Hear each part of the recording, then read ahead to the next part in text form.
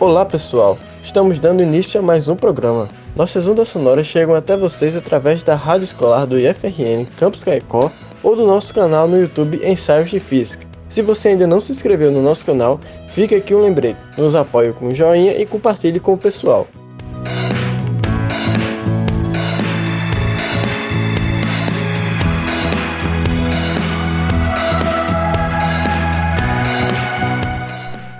Pessoal, eu sou Thaís e hoje vamos falar sobre o satélite natural da Terra, aquela que para muitos influenciam na vida das pessoas até na hora de cortar o cabelo. Vamos bater um papo hoje sobre a Lua. E aí, você sabe o que é um satélite? Bem, satélite é um corpo que orbita ou gira em torno de outro, e no nosso caso, a Terra.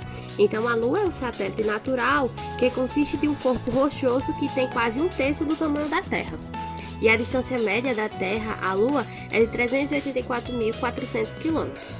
Bem, o nosso satélite ele não tem atmosfera para proteger o ser humano ou outro ser vivo da exposição direta às radiações solares, como a radiação ultravioleta.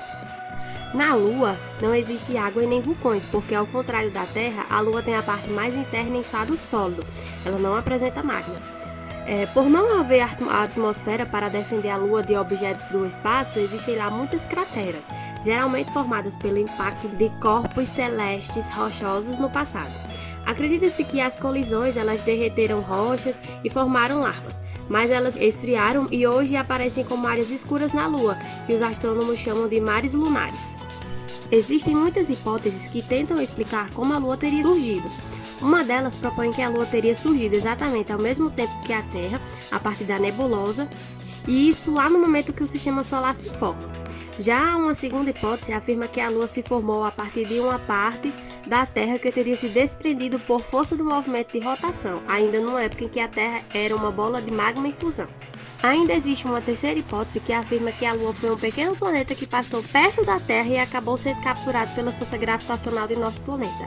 Porém, a hipótese mais aceita atualmente propõe que a origem da Lua se deu através da colisão entre a Terra com um objeto tão grande quanto Marte há cerca de 4,5 bilhões de anos. Este impacto teria feito com que ambos se misturassem e depois parte do material resultante da colisão se separasse, dando origem à Lua. Seja qual for a origem da Lua, ela possui forte influência sobre a Terra, principalmente quando falamos de campo gravitacional. A atração que existe entre a Lua e a Terra provoca o efeito das marés. Com certeza você, quando chegou na praia, já deve ter comentado: vixe, a maré hoje está alta, está perigoso para o banho. Isso quer dizer que temos a subida e a descida periódica dos níveis do mar, causada principalmente pela interferência da Lua e do Sol sobre o campo gravitacional da Terra. Os fenômenos das marés influenciam também na rotação da Terra, atrasando a duração do dia em cerca de 1,5 milésimos de segundos a cada 100 anos e afastando a Lua da Terra com 3,8 centímetros por ano. Também é por causa da força gravitacional que podemos observar apenas metade da Lua.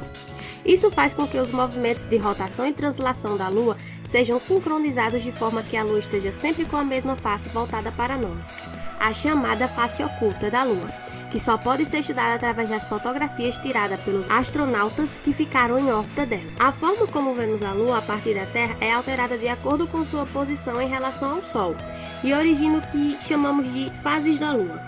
As fases principais da Lua são Lua Nova, quarto crescente, quarto minguante e Lua Cheia. Cada uma delas dura de 7 a 8 dias. Essas fases da Lua são apenas ilusões de óptica provocadas pelo fato da Lua não ser um corpo celeste luminoso, mas sim um corpo iluminado pela luz do Sol. Para entender esta ilusão, vamos imaginar o movimento da Lua no universo. Primeiro, a Lua possui um movimento de rotação. Ela gira em torno do seu próprio eixo. Depois, ela viaja ao redor da Terra em um movimento que chamamos de revolução. E depois, ela e a Terra se movem no sistema solar ao redor do Sol, em um movimento que chamamos de translação. Conforme a Lua faz a sua revolução em torno da Terra, a face voltada para nós é iluminada pelo Sol de diferentes maneiras. A fase de Lua Nova ocorre quando a sua face iluminada está ao lado oposto da Terra. Como a luz do Sol não ilumina a Lua, nessa fase a Lua não é vista no céu noturno. Nos dias seguintes, a Lua tem a aparência de um arco iluminado e às vezes pode ser vista à tardinha. À medida que a Lua dá a volta ao redor da Terra, a parte que vemos iluminada aumenta. Após cerca de 7 dias, ela está na sua fase quarto crescente. Nesta fase, a gente daqui da Terra vê apenas metade da Lua iluminada. A Lua continua a seguir a sua órbita e a cada dia aumenta sua região iluminada vista da Terra. Quando a Lua está em posição oposta à posição do Sol em relação à Terra, sua face voltada para nós fica completamente iluminada. É a famosa fase da Lua cheia. Nesse período, a Lua vai surgir no céu já no início da noite. Nas noites seguintes, podemos observar que a parte iluminada da Lua começa a diminuir até que só metade da sua face voltada para nós é iluminada. Ela aparece no céu bem mais tarde da noite e pode ser vista ao amanhecer. Essa é a fase quarto minguante. A Lua segue na sua revolução, mudando de posição em relação à Terra e ao Sol. Para quem observa da Terra, na fase minguante, a Lua vai diminuindo sua parte iluminada, até que ela novamente não é vista no céu. A Lua então completa o seu ciclo e retorna à fase de Lua nova. Todo esse ciclo, que contempla as 4 fases da Lua, ocorre no período de 29 dias e 12 horas. Este é o período de uma revolução lunar. Como este é o mesmo tempo que a Lua leva para girar em torno de si mesmo, nós aqui da Terra não conseguimos ver uma única fase, uma única metade da Lua. E agora eu trago algumas curiosidades para vocês. Você sabia que a órbita da Lua ao redor da Terra não é um círculo perfeito? Bem, existe uma posição onde a Lua está mais próxima, chamada de apogeu, e uma posição onde a Lua está mais distante, chamada de perigeu. O apogeu e o perigeu da Lua, eles mudam a cada revolução.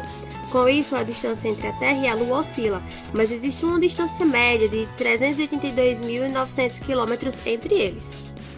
Outra curiosidade é a existência da superlua ou superlua cheia. Isto acontece quando a Lua cheia coincide com o apogeu da Lua, ou seja, quando a Lua está cheia e na posição mais próxima da Terra. Na superlua, a Lua aparece bem mais brilhante e mais próxima do que o normal. Além disso, temos os eclipses, que são um fenômeno à parte, e quando estão para acontecer, todo mundo fica ansioso. O eclipse lunar, ele acontece quando a Lua se move para dentro da sombra da Terra. Pode ver por algum tempo a Lua se apagar no céu e depois retornar, quando sai da sombra da Terra. Por isso que os eclipses lunares ocorrem durante a Lua cheia, quando a Terra está entre a Lua e o Sol. A próxima previsão para o eclipse lunar é no dia 30 de novembro, às 9 horas e 44 minutos. A notícia triste é que este eclipse não será visível aqui no Brasil. Capaz de ficar disponível para assistir no YouTube, hein, galera? Também temos o eclipse solar, que ocorre quando a Lua fica entre o Sol e a Terra. A Lua então projeta uma sombra na superfície da Terra e apenas as regiões com sombra poderão admirar o Sol ficar atrás da Lua. Na sombra, a Lua do Sol é bloqueada e o dia fica alguns instantes como a noite. Isto só pode acontecer na fase de Lua nova, já que todos os astros ficam alinhados em uma reta só, e a Lua bloqueia os raios solares que iluminam parte da Terra. Bem, galera, chegamos até aqui e não me restam dúvidas que você já tem informações suficientes sobre a Lua e que com certeza já teve vontade de viajar até lá. Bem, isso foi possível e feito pela primeira vez há 51 anos atrás pela missão Apollo 11, que entrou para a história quando o comandante Neil Armstrong deixou sua pegada lá. Bem, este é um pequeno passo para um homem, mas um grande passo para a humanidade, ele diria, né? Tudo foi acompanhado aqui na Terra pela televisão.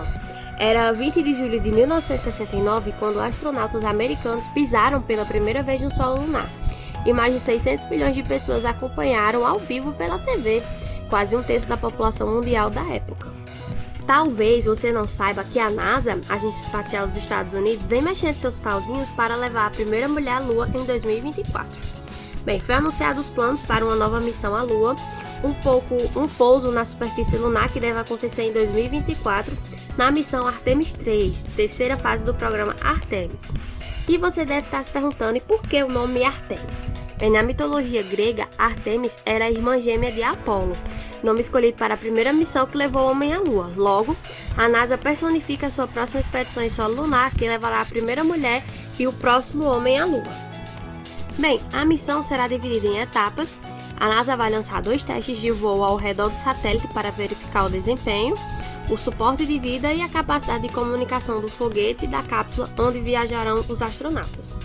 A primeira parte da missão está preparada para 2021 sem astronautas.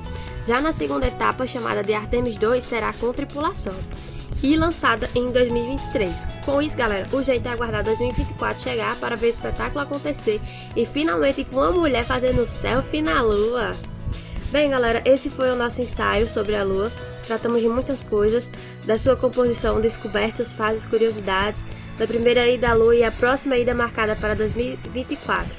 Espero que tenham gostado e até a próxima.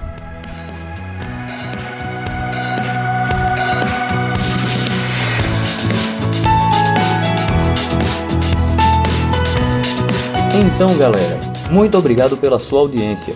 Eu espero que tenham gostado. Vamos saindo pela tangente e até o próximo ensaio.